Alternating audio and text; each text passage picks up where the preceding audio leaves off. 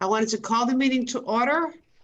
And Bill, are you gonna do the roll call? Is that easier if it comes from your end of for attendance? Yeah, I could. Actually, I'm not new to this, so I might defer to Charlie if he can help me with this. But just go by town, right? Yeah, Yes. okay. Yes. Okay, so Abington, Alternate. Avon, Here, Bill. okay. Bridgewater. No, nobody from Bridgewater. Brockton, Here. East Bridgewater. Skipped over D. Duxbury. Present. Cool. Easton, Here. Halifax. Hanson. Here, Deborah Petty. Okay. Hanover. Okay. Kingston. Okay. Pembroke. Okay. Plymouth. Nobody from Plymouth. Plimpton. Stoughton. Here. Here. Okay. Joe. Aye. It's fine. I'm not used to going through the list of names alphabetical in my mind. West Bridgewater. Mary Anderson is here. Okay. Whitman. Here, Dan Salvucci. Okay. I hear Norino too. Very good. Brockton Erie Transit. Hi, Glenn Geyer. Hey, Glenn. MassDOT. Pam Hasner here. Okay. Anyone else I haven't called on and wants to identify themselves?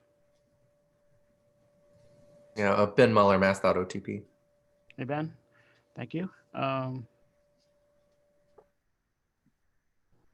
Okay. And we have OCPC staff on the meeting as well. Thank you, Bill. I'm going to move on to item number 2, which is public comments. Hearing none, I'm going to move on to item 3. That's the minutes of December 3rd, 2020. Do I have any changes or a motion to the minutes? Maureen, just I'll make a motion to approve, Dan. do you have to read the notice of accessibility? Yeah, I think we skipped over that. Yep. Yes, I do. Sorry, just before we, Oh, thank you. That's Yep. okay. This meeting is accessible to people with disabilities. Microphones or telephones will be used by all speakers. Large print materials are available upon advance request. If you would like either of these accommodations, please contact Mary Waldron at 508-583-1833, and that would be at extension 202. The notice of non-discrimination rights and protections to beneficiaries with regard to the Title VI / non-discrimination protections and the state non-discrimination protections is posted in this meeting room. It is available on the Colony Planning Council website. Please contact Mary Waldron at 508-583-1833 at extension 202 for more information. And thank you all. Thank you, Madam Chair. I'm going to go back to item 3, which is the minutes of December 3rd, 2020. Any corrections or do I hear a motion? I'll make a motion, Dan Salvucci Whitman. Is there a second to that motion? Second. All in favor? Aye. Aye. Opposed? Hearing no opposition, motion carries. Item number 4, which is communications, and that would be Sean. Yes, thank you, Madam Chair. There are 2 items in the communications packet for this month. The first is a MassDOT Highway Division announcement regarding Complete Streets funding Tier 3 grant recipients. There were $4.6 million in rewards awarded to 12 municipalities, one of which was in our region. The town of Bridgewater received $400,000 in funding for new bicycle lanes and crosswalks to Main Street, as well as the rectangular rapid flashing beacons, as well as treatments to improve crossing visibility in multiple locations.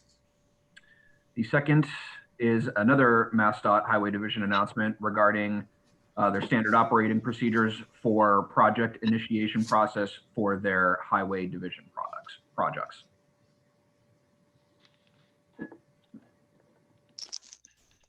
And that is all I have, Madam Chair. Noreen, you're muted. Thank you, Sean. Any questions for Sean? Okay, hearing none, I'm gonna move on to 5, which is reports. And that will be Brockton Area Regional Transit Authority. Glenn? Madam Chair, a few updates for our meeting today. We're excited. We recently were awarded a shared winter streets and spaces grant in the amount of $150,000 for the installation of permanent heating elements out here at the BAT Center, and also the purchase of replacement bus shelters. So excited to get started on those projects and help improve conditions here for our passengers in the winter months. Wanted to report that ridership is level. We had a slight decline around the holidays, which is typical for us. We're also in the process of finalizing our comprehensive regional transportation plan, and we hope to have that out for public comment for our next meeting. We're in the SIP development process for the 2022 through 2026 programs, so stay tuned for those. And we also anticipate the next time we meet, we'll have a tip adjustment / amendment for your consideration. Glenn, I have a question. Would you mind giving us a little synopsis of the shared winter streets grant? What does that entail? The winter streets grant? Yes. I would be happy to talk about the projects that we applied for. It's I don't know, Ben's on here. He might be the person to talk more about the program as a whole. We chose to apply for passenger amenity improvements, specifically winter related projects, as part of there's a specific bus category here. I think it's new to this round of funding, but it sounds like there's a lot of other improvements being made by municipalities to increase safety, improve outdoor areas, but also bike lanes, bus lanes, other kind of curb related projects. Glenn, what would be considered like a passenger amenity, the program that you applied under? So for us, passenger amenities are typically bus shelters or anything related to bus shelters. Also improvements to the BAT Center here that improve passenger connectivity. Like our BAT Center is adjacent to the Brockton commuter rail station. So anything that would really improve intermodal use or safe walk. And a lot of the criteria for the grant application were, we are a high-risk COVID community. The BAT Center also increases transportation available to seniors, students who are accessing local community resources, things like that. So those were part of the scoring criteria. Great. Ben, did you want to add something to that? Yeah, I can talk a little bit about sort of the other items under the program. So this is an extension of the sort of the pandemic response program that Uh-huh. we put out over the summer that, you know, opened up the streets to sidewalk dining and some of those items. So this one sort of continues that, but then we added some winter elements and we added some additional transit elements, like Glenn was saying. So it's the same type of projects are eligible under that to make the streets shared or put in pilot bus lanes or bike lanes or provide space for outdoor dining or sort of other items like that. But we've also added eligible activities include now sort of winter activities.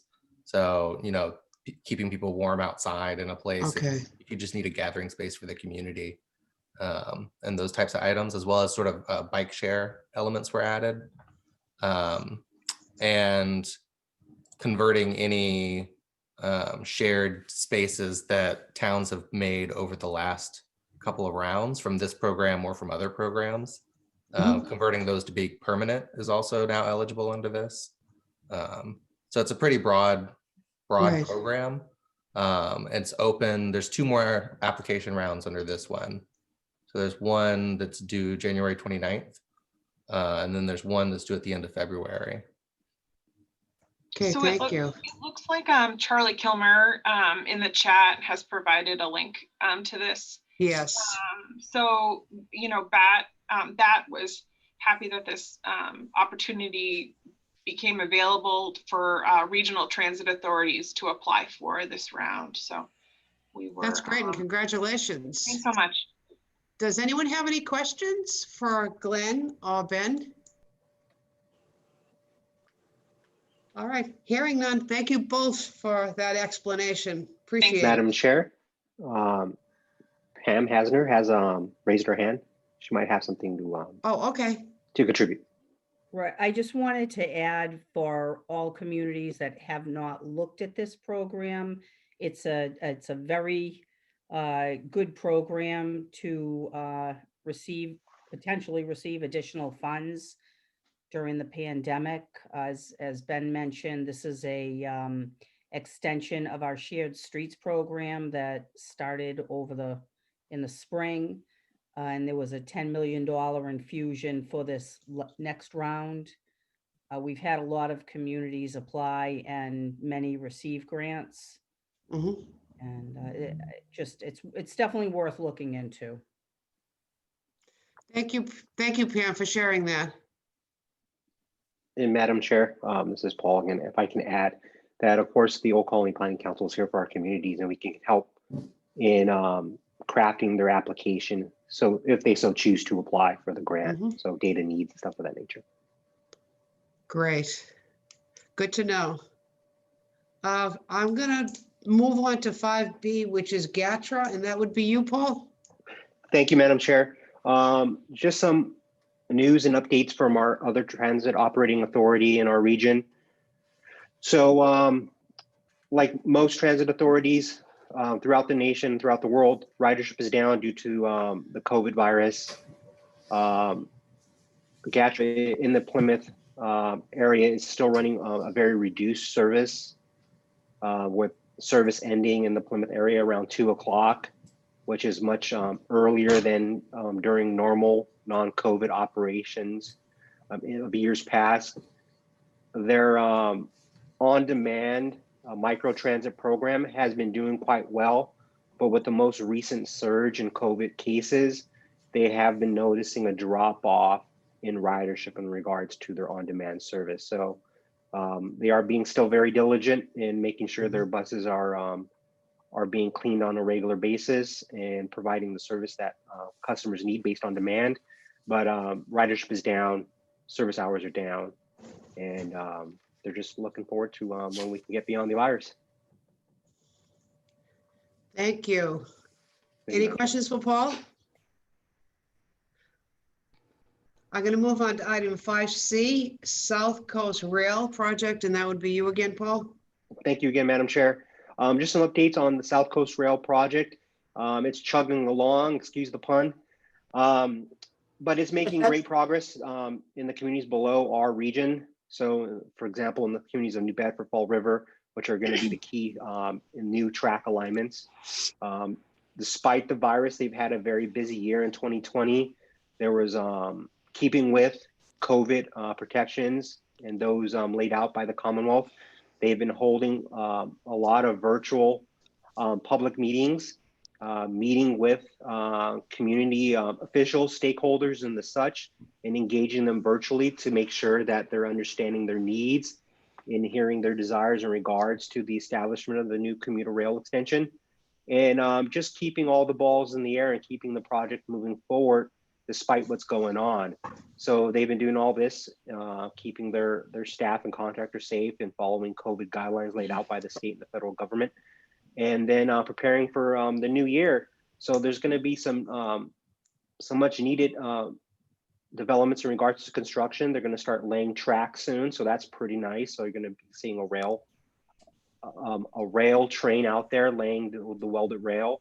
They're going to be doing other construction things like shoring up earth retaining walls, constructing stations and getting those ready to go. So the project is moving along quite nicely, and looking forward to riding that train in 2023. Anyone have any questions, Madam Chair? Yeah, any questions for Paul?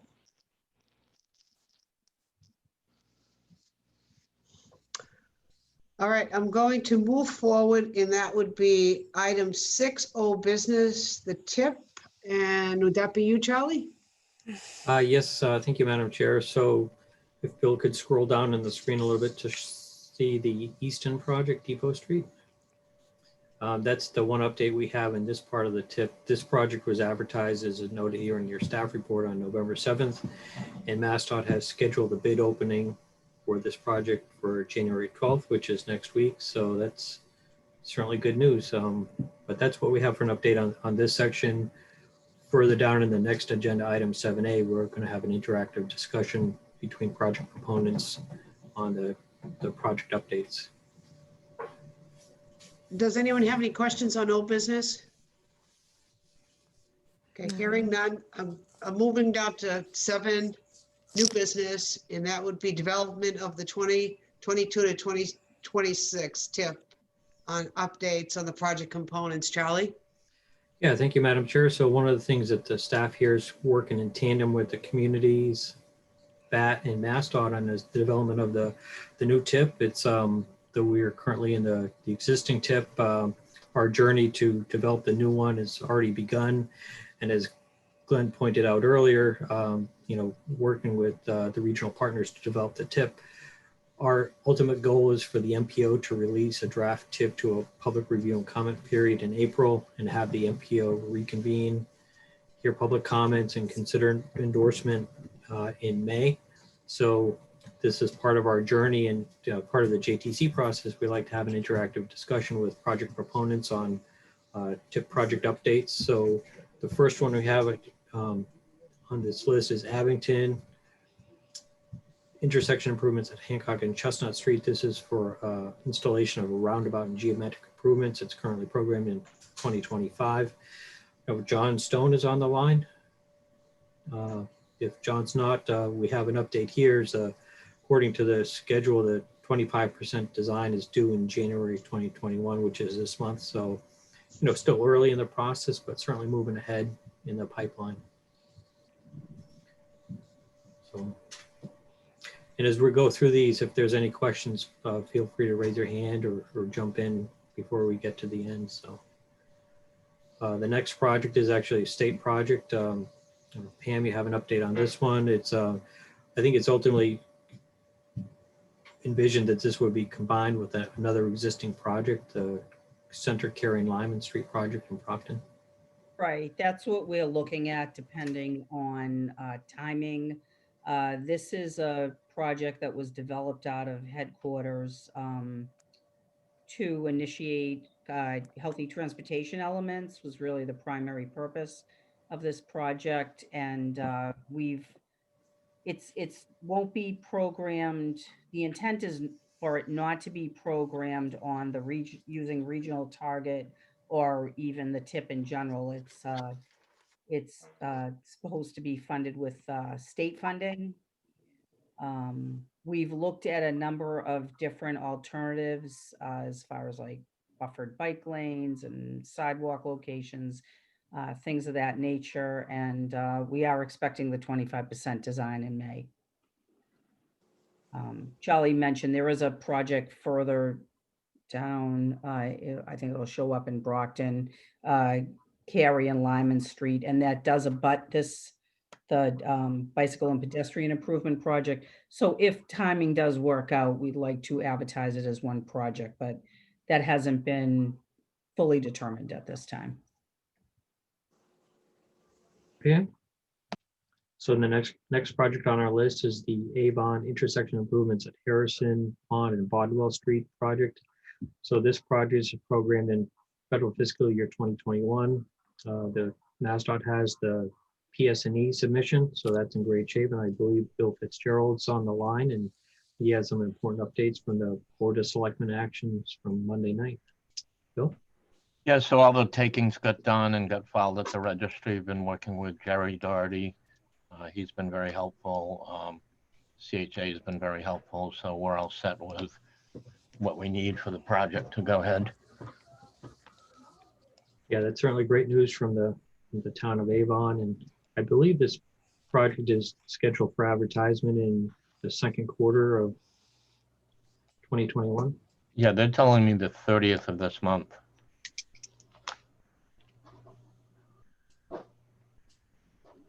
Thank you, Bill.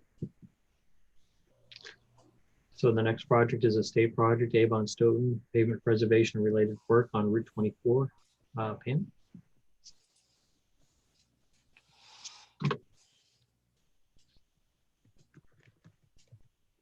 I was double checking. Bill is correct. The ad date for the pond in Harrison is the end of this month.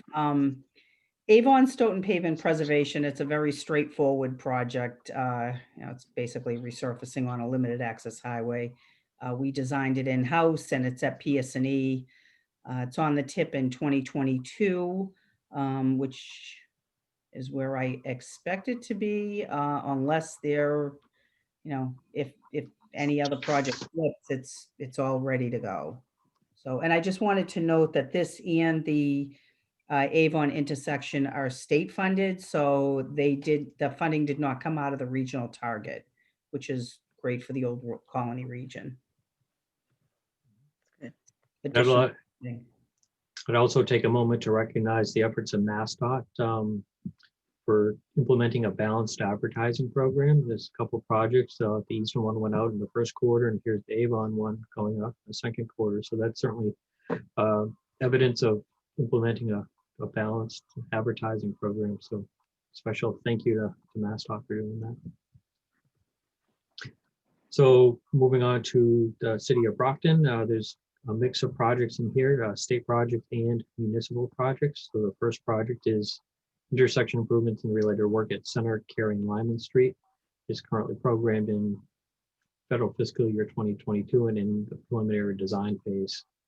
If Pam has any additional updates on that. We talked about that earlier about a potential combination with the Route 123 bike and ped improvements. I just have one comment or two actually on this project. This again is not a regional target. It's statewide HSIP funding. So, that's good that it doesn't impact the regional target. 2022, the project is programmed in 2022 right now. There will be some right-of-way takings and permitting. So as everybody knows, the tip is fluid. So right now it's in 22. We're at 25% design. There's a possibility that could shift, but time will tell. Yep. Thank you, Pam.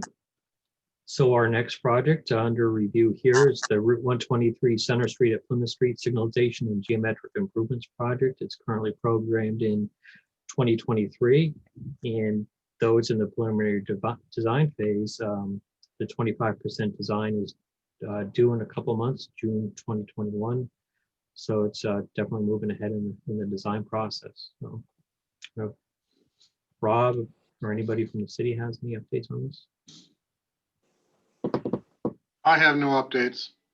I know the project proponent has been coordinating with the city where it's a municipal design, and also coordinating importantly with the Brockton Area Transit, since their facility is essentially adjacent to this intersection, just a block within the same block. So I'm impressed by that coordination. Next project is Crescent Street project, including Grove Street Bridge and Summer Street. So this is at 25% design, and the revised 25% design is due this coming September. And this project is currently programmed in federal fiscal year 2025. Next project is Brockton improvements at Crescent 27 Quincy, Massasoit. It's our understanding that there's no current activity on this project at this moment, and we'll be coordinating with MassDOT, the city in Massasoit, to put in here in an update if we receive any updates on this project, if it gets going again in the design process. The next project is one we've already just talked about, the bike and ped improvements on Route 123. So I think we can move down to Duxbury. I believe Val Massard is on the line. So this is a signal installation at Route 3 northbound and southbound ramps at Route 3A, currently programmed in 2025 and in the preliminary design phase. Oh, Val? Yeah. No. Hi, thank you, Charlie. Thank you, Chair. I just want to let everyone know that I just had a little pizza slice in honor of our lunch that we would normally Nice. Yes, we just got an update on the engineering costs from Vanass a day or two ago, and I have forwarded that to the town manager, who's looking at incorporating this into our capital line items for this upcoming town meeting, which we don't know if it would be in March, but we don't know with COVID. The projected estimate for construction did not change because the estimate was relatively fresh. Well, that's good news to see that the town actively engaged in the front end of the design process. As it's noted before, this was an area of road safety audits and the Route 3 corridor study, and this is certainly an important transportation improvement, not only for the area of Duxbury and Kingston, but the regional communities and beyond. So it's certainly something that the Will Colony Planning Council supports. And we really want to thank everyone here has participated in helping us along over the last, I've been in Duxbury for 5 years, and we really appreciate the support and help that we've gotten in keeping the project moving forward, and for the extension that we received. Wanted to share that too. Happy New Year. Yeah, Mr. Val. So moving on to the community of Easton, the Depot Street project, we provided this update under the previous agenda item. You can see the bids are scheduled to be open on January 12th, so that's good news. The second project, I believe Dave Field is on the line. This is quarter improvements on 138 at Elm, and this would connect to the existing project to the north, where the signal was just installed at 138 at Union Street. Thanks, Charlie. So I just have a couple updates. Comments were returned to Mass DOT in May of 2020, and we had a comment resolution meeting in June 2020. This project is a high priority for the town. It's a high crash location, and we did agree to extend outside of the intersection a corridor project to connect to the Union Street project. With that said, the current updated cost as of October is about $6 million for the total project. If it is going to be prohibitive to program this at that cost, the town would be willing to truncate the intersection only and break it into two separate projects. The intersection is estimated to be 2.4 million, And if that would get us programmed quicker, we'd be willing to do that. Obviously, we can talk, Pam and I can talk about that. But again, this is a high priority project, and we don't want to see the size of the project prohibit us from getting this funded.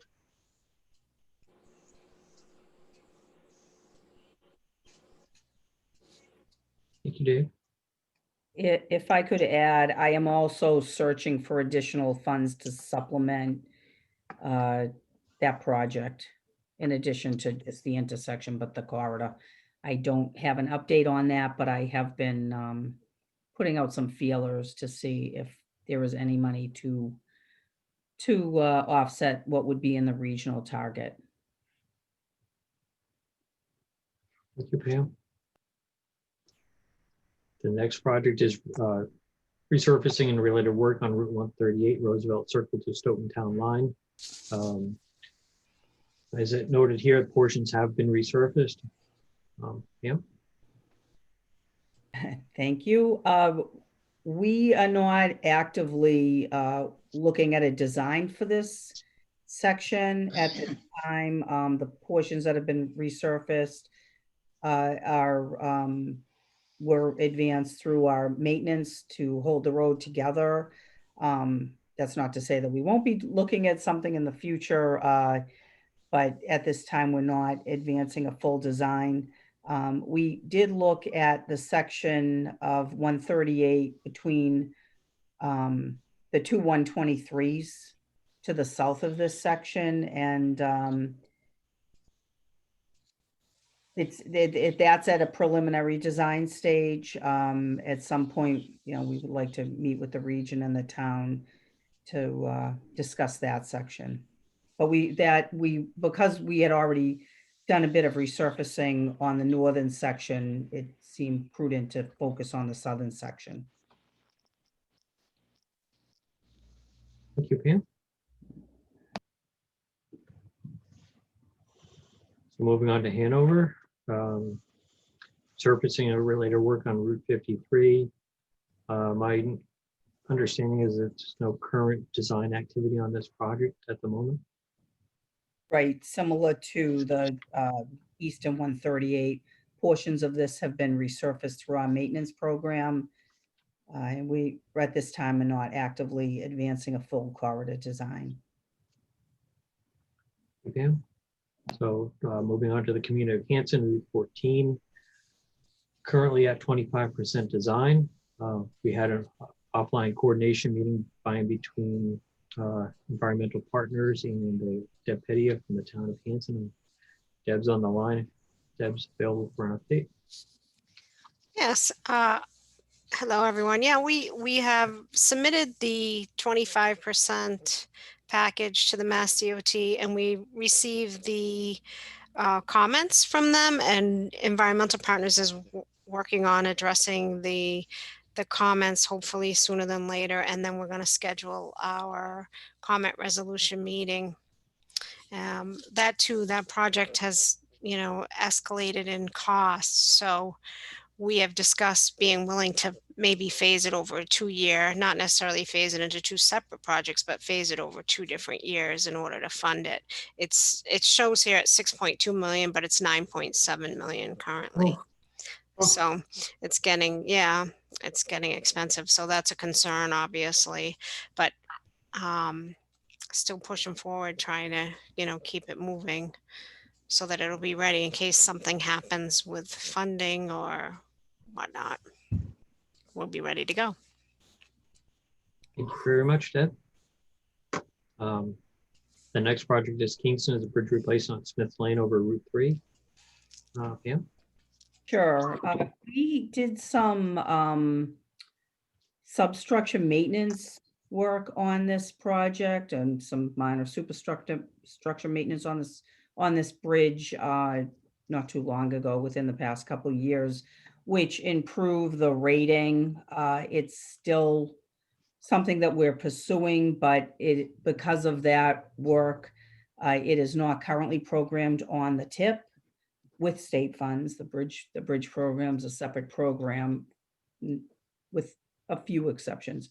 We're waiting for the next bridge list, so I cannot at this time say if it is programmed or will be programmed on the next tip round. We did have a scoping session. It was a while ago that the town was also involved with, and we are aware of development in the area. So we're looking at when the bridge is constructed, that the bridge and the additional roadway work, including the interchange, are, all the development in the area is also considered. Thank you, Pam. We know the town was concerned about the exit 8 interchange and, the amount of development in and around the border of Kingston and Plymouth with the Amazon distribution facility. So if I could just add to that, Yeah.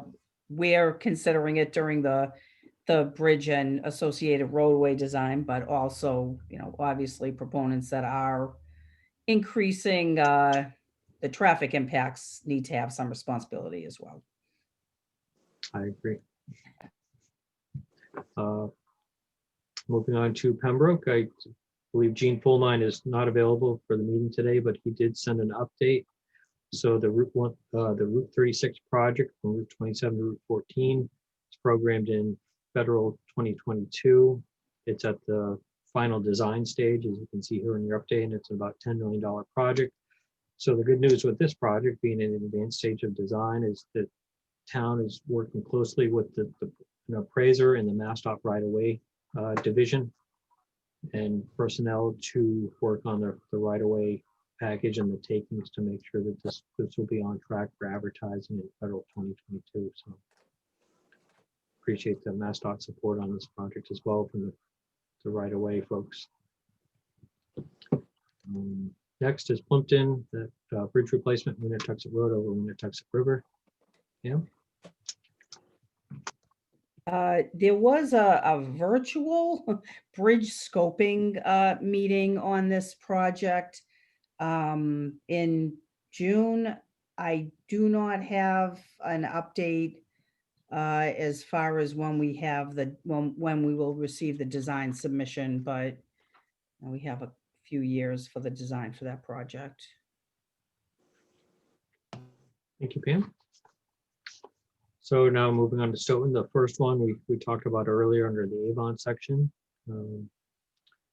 The second project down is Safe Routes to School improvements at Richard Wilkins Elementary School. It's at 100%. It's programmed in 2021, and according to our update, it's looking to be advertised this spring. So.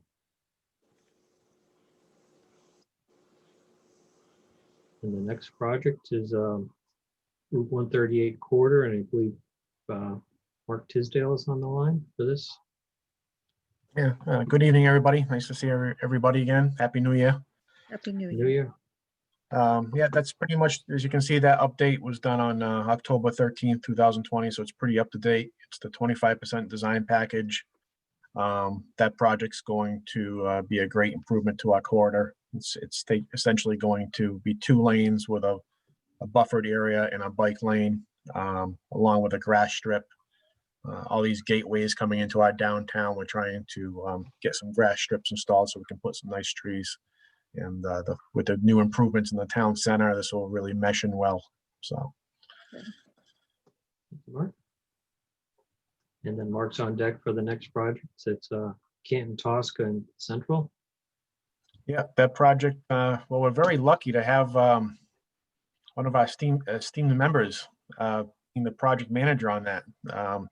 With his new role with the GPI, Sid Cashy. So is Sid on today? Are you on, Sid? I thought I saw him on earlier. Yes, I am. You want to go and explain this one?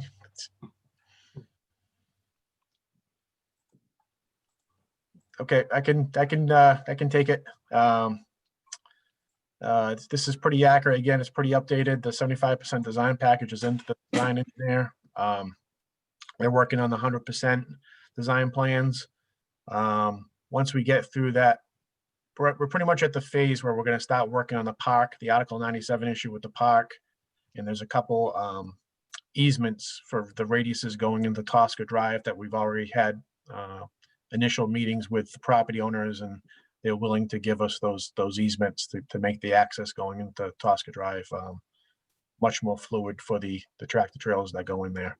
So this project's right on track for the FY 23 schedule. Thank you, Mark.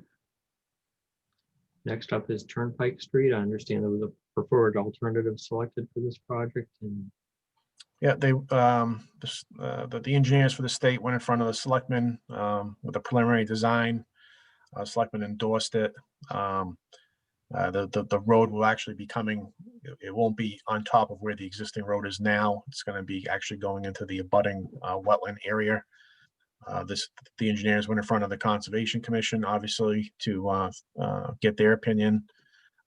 Everything got approved, at least initially, to do the borings in the wetland area. Because as we all know, there's a ton of peat out there and groundwater issues. So they're going to probably do that when things are drier in the spring and summer. thank you, Mark. And then last but not least on our list of projects is Stoughton Canton and Yep. School Street signalization and geometric improvements. It looks like it's on the schedule for consideration at the January 2021 MassDOT Project Review Committee. Yeah, this is obviously one of the high priority intersections in Stoughton. It always has been. It was sort of on hold for a few years when the South Coast Rail was coming through town. We didn't know how that would impact, not let alone this intersection, all the surrounding intersections. But now that they took that different route, this is back in the forefront. Our town meeting approved funds for preliminary design, which we're well into, and all that. We even surveyed the intersection. All that got submitted to the state, and now we're waiting for the project review meeting in January to take the next steps. I think the cost estimate's a little high. The most recent one I just saw was 2.1 million. So it's a rather small project area. Thank you, Mark. Yep. So that concludes this agenda item. If there are any other questions, comments on projects? Thank you. Thank you, Charlie, very much. I'm going to move on to item 7B, which is the FFY 2021 UPWP road safety audit at multiple locations. And it'll be a project status and update. Thank you, Madam Chair.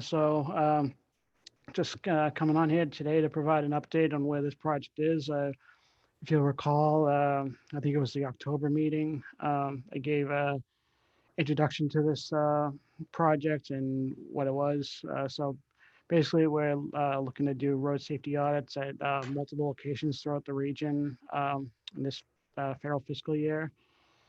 Last few months, starting in October, so October, November, our process was combing through our intersections database. We keep a updated inventory of high crash locations in our region. We use what's called the EPDO methodology, so equivalency to property damage only. It's a weighted value. It gives more weights to the severity of crash. So if the crash has a serious injury or a fatality associated with it, it receives more weight. So with this list, we come up with a list of high hazard locations throughout the region, but we didn't want to rely on that list alone. So we began reaching out to the communities and consulting with them and trying to get input from the municipalities on which locations were important to them. And one of the things we ran into was, there's a lot of need out there. There's a lot of high crash locations that we have either not looked at in a while or haven't or they haven't had any study at all. So the purpose of this project really is to kind of, for one thing, give a boost and a kickstart to addressing safety performance goals that are in the long-range plan and updated each year. Ultimately a goal to reduce incapacitating injuries and fatalities on the roadway network, not just with drivers, but all users, so pedestrians, bicyclists, other roadway users. So we had a original goal that we said that we're going to do at least 15 locations, and what happened was, the list started kind of piling up, and we had all these locations, and so now we're up to and this is a kind of a finalized list now, but we're up to a total of 27 locations, which we plan to do in a total of 15 audits. So you can see that some of these audits are some of these locations are grouped into combined audits. So a particular community, or if locations are relatively close together, we'll be looking at that. So, and we have really good geographic equity. We have these locations are in most of our communities in our region.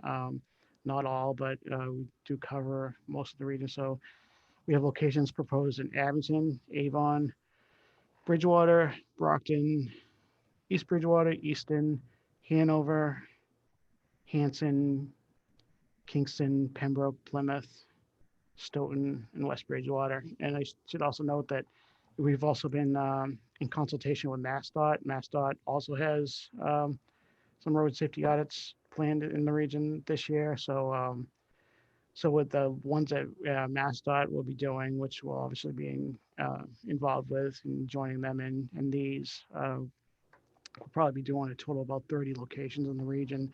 It's an aggressive schedule. We believe it's doable, starting in earnest next month and moving and spacing them out relatively evenly throughout the fiscal year leading into August. Each audit will have its own individual report, so it's not going to be like previous EPWP studies where we had this one report at the end of the year. As we go along, we'll be developing reports for each audit. Ray Garino and I are co-project managers on this project, and all of our staff are involved. So we're looking forward to it. The road safety audit is a great process. It's been very successful in the past. The ultimate goal is not necessarily big, high ticket price items like signals or roundabouts, which obviously can come out of this process, but looking at identifying lower cost options that can be implemented relatively quickly to make a big difference in safety improvement. So that's the ultimate goal. I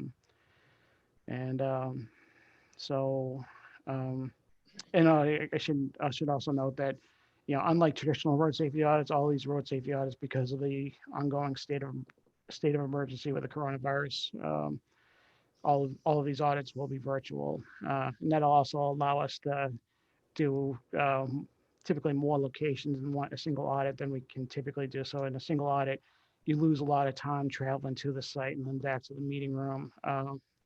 In this case, so in a 2-hour audit, we can actually cover several locations. So that's a benefit. So with that, if anyone has any questions. I think Bill Fitzgerald had his hand up. Yep. Yeah, I think this program's been fantastic for us. I meant to mention the Harrison Pond came out of a road safety audit. We just got $1 million grant for Central Street, which came out of a MassWorks grant, which came out of a OCPC DOT road safety audit. And at John Costa's request, you did a kind of a quick mini one at school in South, and we were able to do the little stuff that Bill says to improve it and get that done right away. And we're looking forward to East-West Spring, Route 28, Harrison, RSA. So thank you. great program. Thanks, Bill.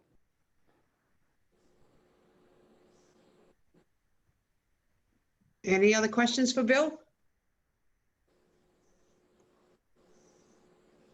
Thank you so much, Bill. Thank you. I'm going to Madam Vice move Chair. on to item 7C, or Colony Traffic Counting Program. And this will be a summary of the 2020 data collection program. Thank you, Madam Chair. Yeah, Bill, if you could just pull up the presentation. There you go. Yeah, so I'm just going to briefly go over the a summary of the OCPC's 2020 data collection. And just first, I'll go over, I don't know how many of you know what ATRs and TMCs are, but yeah, you can see in that picture there, that's the OCPC van and ATR's automatic traffic recorders. We set up 2 tubes across the road and cars go over them. It sends an air pulse to the machine, and that gives us volume, speed, and also classification. And then turning movement counts, TMCs, those are done manually by staff here at OCPC, where we go out to an intersection and count cars through an intersection. And so here you can see the completed data collection for 2020. 67 ATRs were completed compared to 118 in 2019.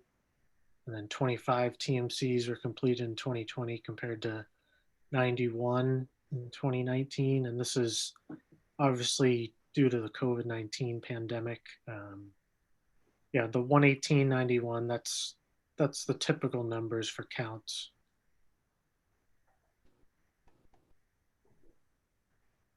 And then here's just a breakdown of ATRs and TMCs per community in 2020. You can see Avon and Easton had 10, and then Brockton 25. Those are the 3 highest communities with ATRs. And then TMCs done in Abington, Brockton, Plymouth, and Halifax. And these are just some of the studies that were completed with the data collection. First is Abington. That was for the Summit Road study and MassDOT locations. So for the MassDOT locations, MassDOT sends us a list every year. It's usually around 20 locations, and those are usually locations every 2 to 3 years. It's on a rotational basis. They send them to us. The next is Avon, Route 28 and East and West Spring Street study, and West Main Street and School and South Street intersection study, along with MassDOT locations. Bridgewater was the Elm Street study, along with MassDOT locations. Brockton, accounts were done for the Main Street corridor study. That was the big chunk of the ATRs done. Pearl Street and Pleasant Street intersection study, and then Warren Ave and Market Street study, along with some MassDOT locations. East Bridgewater was mainly MassDOT locations. And then Easton was for the Route 138 and Belmont Street study, and they had a few MassDOT locations as well. There's just continuation. Halifax, Hillside Avenue, Kingston Pembroke, Chapel Street study, along with MassDOT locations.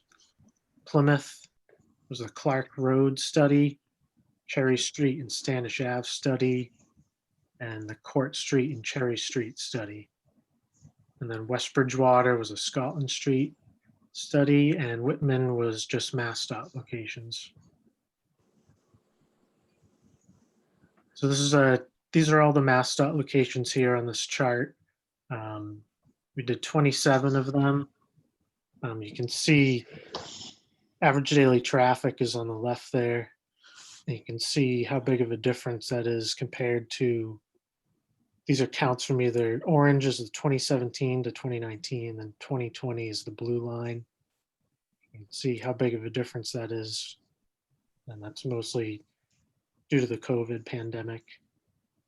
The two locations that are fairly close was East Main Street north of Brockton City Line, and then Elm Street east of Route 138 in Easton.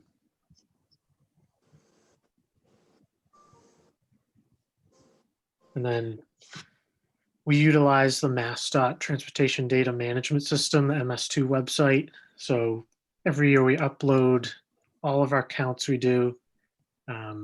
So 2020 have been uploaded, and then archive data as well is on that website.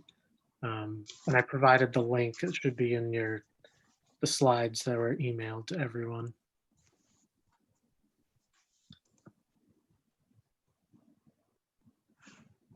And that completes my presentation on the data collection for 2020 for OCPC. If anybody has any questions, I'd be happy to answer them. Kyle, I have a question. Yeah. Dan Salvucci Whitman. On the projects of Route 18 and 27 and 18 and 14, I have a question on the intersection of 18 and 14 is the radius of truck turning.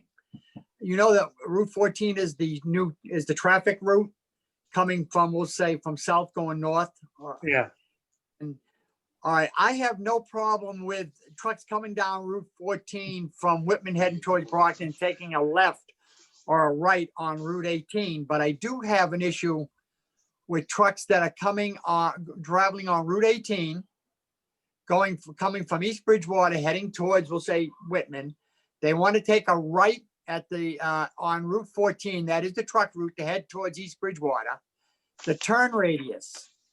I was thinking that if the Route 14 coming into the intersection had a setback, giving tractor trailers more space for a turn radius on the Route 14 would solve the issue, but that they didn't do that. And I don't know if there's an issue, but I think it's something that we have to worry about. If in fact there's enough turn radius for a tractor trailer to make its turn without knocking down light poles. It hasn't happened yet, but you never know. Yeah. It's new. Yeah, I was going to ask if that's happened before there. Yeah, poles have been knocked down when it was yellow, but we widened that intersection to make coming off a roof on Route 18, taking a right. There's a right turn lane. But if a tractor trailer's in that right turn lane and try to take a right onto 14 heading up towards Washington Street, it's a tough turn.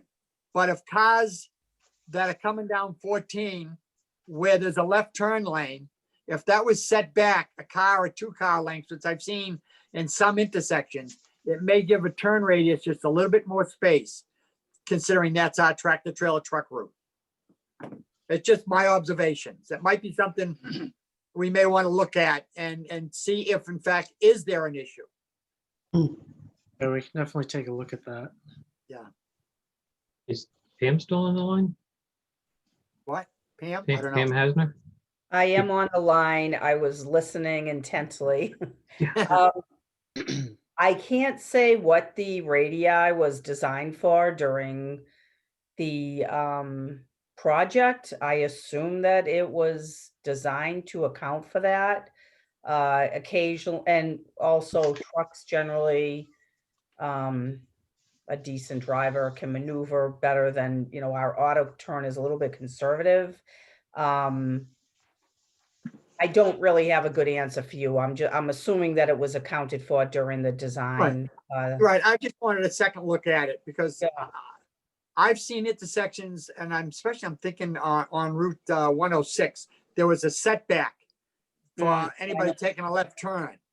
That way it gives somebody coming around a little more space. But I didn't see that there, and I was quite surprised. And I'm hoping that there's not going to be an issue. Right. My observations. Well, I can follow up and see what the what truck, what the design vehicle was for the turning movements. I'm certainly sure that if there's accidents there, the police department will be notified anyway. So I'm just wondering, looking at it, kind of prevent any issues. And there may be no issue at all. It's not my expertise.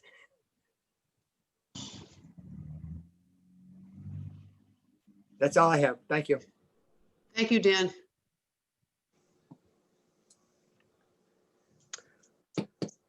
Any more questions or comments? All right, I'm going to move on to the Old Colony Traffic Counting Program, and that would be a summary of your 2020 data collection. And we just did that? Oh, we just did that. All right, sorry about that. ACE, other business, community local technical assistance. Bill? Yep, thank you, Madam Vice Chair. So just a quick update. The program's in really good shape. We have received a new request from the town of Duxbury.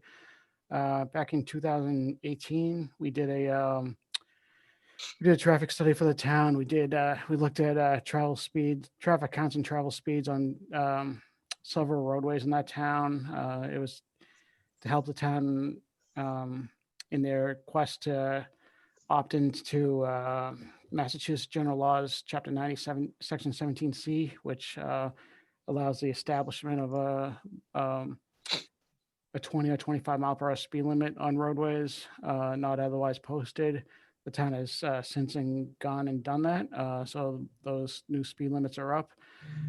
So the town has requested that we do a follow-up study to look at where speeds are right now and how they compare to what they were. So we'll be doing that later this spring, probably, as we get a little deeper into the spring, May, June-ish, we'll be taking a look at that when the weather's a little nicer and traffic tends to pick up in the town of Duxbury with the nice weather. And then in Avon, we have a project that we've been working on. We're still doing some data analysis on that. And then in Plymouth, we'll be taking another look at the Clark Road, Beaver Dam Road corridor. We just did some off-peak counts for the town, looking at speeds there. We found that speeds were up, crashes were up. So we'll be taking another look at that during peak conditions. So again, later this spring, early summer, we'll be putting encounters in the same spots and also updating the crash history with the most recent crashes that have occurred since our last analysis, and see if any mitigation is needed on that roadway. And that's where our program stands right now. I don't know if anyone has any questions. Thank you, Bill. Any questions? Okay, hearing none, I'm going to go to the staff reviews on the ENFs, EIRs, and MPCs, and that would be Kyle. Thank you, Madam Chair. So there's no new projects since the last JTC meeting. There's just 2 certificates. The first one is for Lawler Lane and Stoughton, and that doesn't require an environmental impact report. And the last project is a 20-inch force main replacement in Whitman, and that also does not require a EIR. And that's it. Okay, thank you. Any questions of Kyle? I'm going to move on to HC, which is the regional concerns and local community transportation issues, and I'm going to open that up now. If I may, Chair? Yes. Again, for Pam, again, I might be a pain on this, but Pam, just whether you know it or not, a couple of weeks ago during the day, the lighting on Route 18 and Route 27 went out. Thank God it was in the daylight. Traffic, cars were going in between each other, 2 main intersections, and I happened to be going through, and I notified our local police department. They sent a cruiser down to control it, and I guess they called MassDOT. Don't know why the traffic lights all went out in that intersection in both directions, but that is an issue that can't happen, especially if it was at night. It would be too dangerous. So whatever the issue was, I'm hoping that MassDOT was able to correct it. And I thought my first thought was the power went out in that area, but all 4 businesses on the 4 intersections were well lit. So it had nothing to do with the power being lost in the Yeah. town. It had to do with the lighting. My observation, just wanted to make you aware of that. Dan, I think Pam has it signed off just a moment ago. Just to let you know, but I was actually at that intersection at that time also. Yeah, That everything just went off. right. The businesses were lit. Yeah, that's something that Mass DOT really needs to know about because Right. that's dangerous. Right.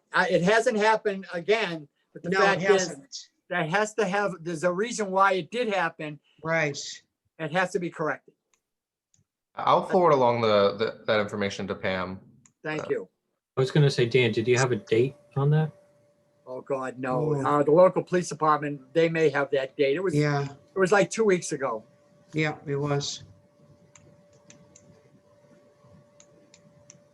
I'm certainly sure if they got down there and if Mass Dot went down and had it corrected, that they would probably have the date and at least have an answer why it happened, whether a switch jumped or reset or whatever. I don't know. It's not my expertise, but what is the issue is that if that happened in the dark, right, and there would have been accidents.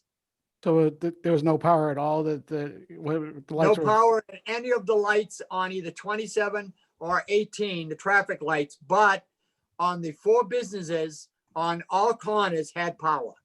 interesting. So it had to be either a switch jumped Right. or something. Or overloaded. I don't know. I don't care. I want it repaired. Right. That cannot happen in a major intersection like that. That's it. No, Bill, the entire area was lit up except for there were no lights. It was not a power problem in the area because I looked, Dan, I was there at the light. Yeah. I looked around to see, and there was plenty of power in that area. Yeah. Yeah. Yep. And the traffic lights in between, the ones at the Stop and Shop, those were working? I don't know. Up I the was street, I don't know. I was just at that particular intersection. Okay. Well, thank you, Ben, for looking into this. Appreciate it. Any other comments or questions? Thank you, everyone, and Happy New Year Same to you. to all. And do I have a motion for adjournment? Motion, Dan Salvucci. Second, Second, Val. all in favor? Aye. Opposed? Hearing no opposition? The motion carries. Thanks again, everyone. See you Thanks next to OCPC also. Thank you. Happy New Year. Happy New Year. Take care.